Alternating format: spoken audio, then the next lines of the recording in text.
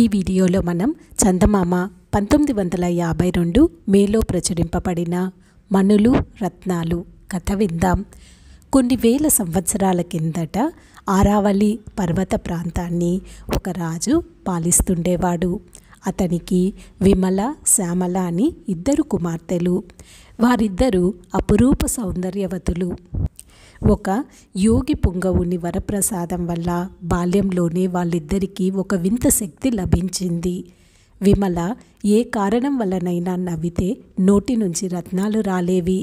శ్యామల ఎందుచేతనైనా ఏడిస్తే ఆమె కంటి నుండి కారే ప్రతి నీటి బిందువు ఒక దివ్యమణిగా మారేది. యోగి పుంగవుని వరానికి రాజు రాణి ఎంతగానో సంతోషించారు. ఏ కారణం వల్లనైనా ధనాగారం దివాలా తీయడం అంటూ జరిగితే కుమార్తెల నవ్వుల వల్ల, ఏడ్పు వల్ల రత్న మాణిక్యాలతో ఖజానా నింపవచ్చు కదా అని వాళ్ళ ధీమా.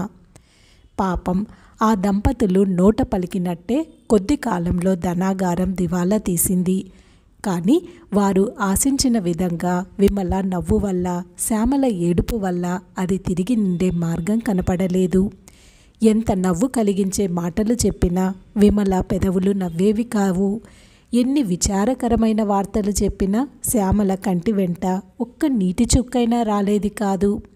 ఇది చూసి రాజుకు మతిపోయినట్లయింది. మంత్రితో చాలా దూరం యోచించాడు. చివరకు ఒక నిర్ణయానికి వచ్చారు. ఆ నిర్ణయాన్ని ప్రకటన ద్వారా ఖండాంతరాలు చాటింపెంచారు. ఎవరైనా సరే తన కుమార్తెలైన విమలకు, శ్యామలకు నవ్వు, విచారం కల్పించగలిగితే వారికి అర్ధరాజ్యంతో సహా ఆ పిల్లను ఇస్తామని ఆ ప్రకటన. ఎందరెందరో రాకుమారులు రాసాగారు. తమ తెలివితేటలను ఎంతగానో ఉపయోగించి ఎన్ని కథలు చెప్పినా విమల నవ్వలేదు, శ్యామల విచారించలేదు.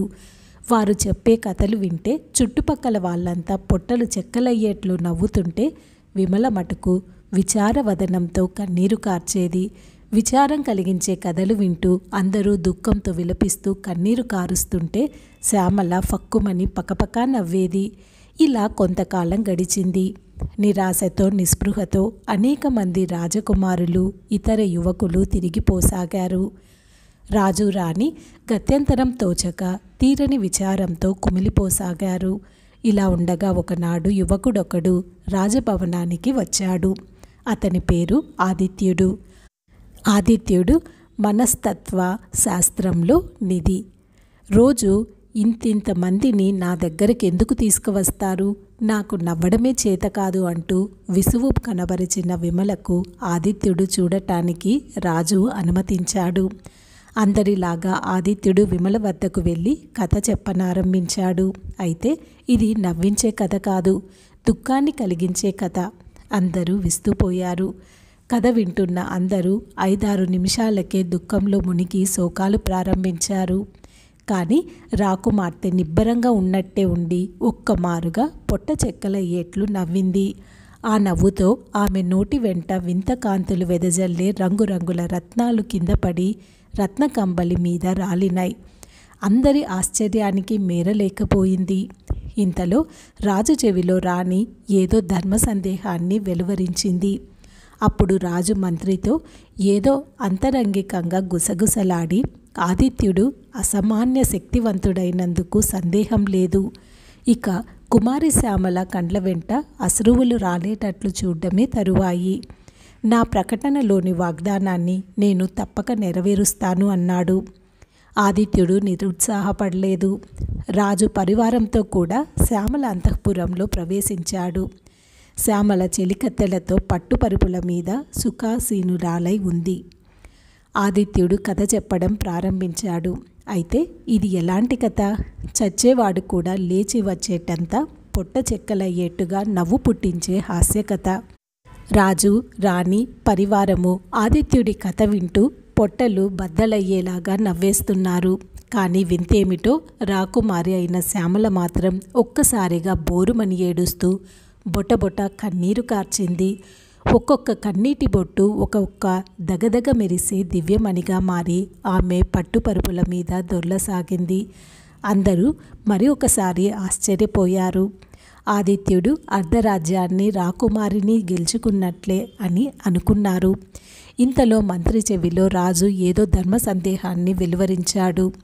రాజు రాణితో ఏదో అంతరంగికంగా గుసగుసలాడి, ఆదిత్యుడు అసామాన్య శక్తివంతుడేనందుకు సందేహం లేదు.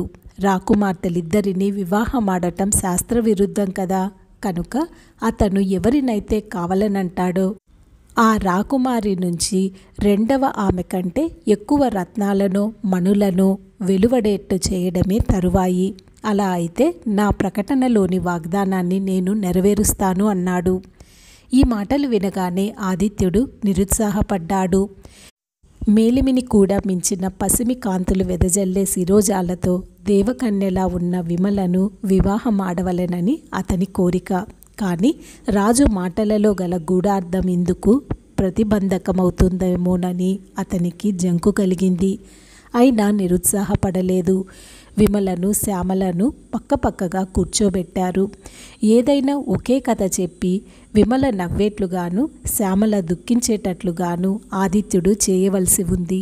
ఆ సందర్భంలో విమల నవ్వినందుకు రాలే రత్నాలు, శ్యామల దుఃఖించినప్పుడు కన్నీటి నుంచి జారే మణులు లెక్కించి ఏవి ఎక్కువ సంఖ్యలో ఉంటే వారిని ఆదిత్యుడు భార్యగా స్వీకరించాలి. ఈ చిత్రమైన షరతు ఎలా నెరవేరుతుందా అని అందరూ ఆత్రంతో చూస్తూ ఉన్నారు. ఆదిత్యుడు ఈ విధంగా కథ ప్రారంభించాడు. అనగనగా ఒక అడవి. అందులో సౌందర్యవతి అయిన ఒక పల్లెపడచు. ఆమె పినతల్లి బ్రహ్మరాక్షసి. ఆ పడుచును అకారణంగా నానా హింసలు పెడుతుండేది. కథ ఇక్కడి వరకు వచ్చేసరికి విమల ఫక్కుమని నవ్వింది.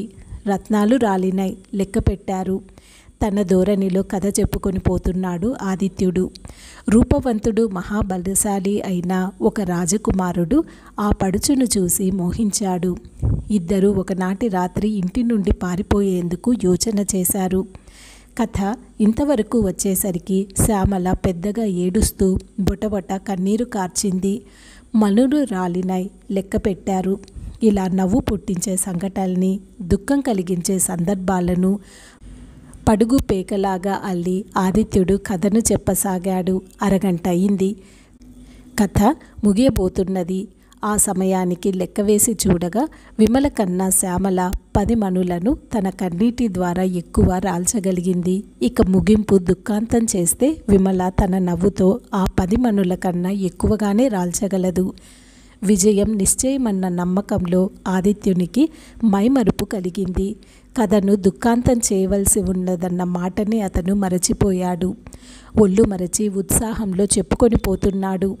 పినతల్లి పన్నిన అనేక మాయోపాయాల నుండి బయటపడి ఆ పల్లెపడుచు రాకుమారుడు వివాహమాడి సుఖంగా కాలం గడిపారు అని ముగించాడు. పొంగి పొరలే దుఃఖంతో శ్యామల జలజలమని కన్నీటి బిందువులు రాల్చింది.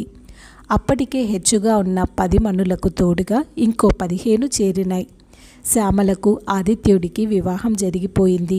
కథ అడ్డం తిరిగిందన్న విచారం అతన్ని అట్టే కాలం బాధించలేదు. ఎందుకంటే శ్యామల సౌందర్యవతి కాకపోలేదు. పైగా వైవాహిక జీవితంలో అప్పుడప్పుడు దుఃఖ కారణాలంటూ ఉండక తప్పదు. కనుక ఆ సమయాల్లో అతడికి కావలసినన్ని మణులు దొరుకుతూ ఉండేవి. ఈ కథ ఇంతటితో సమాప్తం. ఈ వీడియో మీకు నచ్చినట్లయితే దయచేసి ఈ ఛానల్ని సబ్స్క్రైబ్ చేసుకొని ఈ వీడియోని లైక్ చేయండి. ధన్యవాదములు.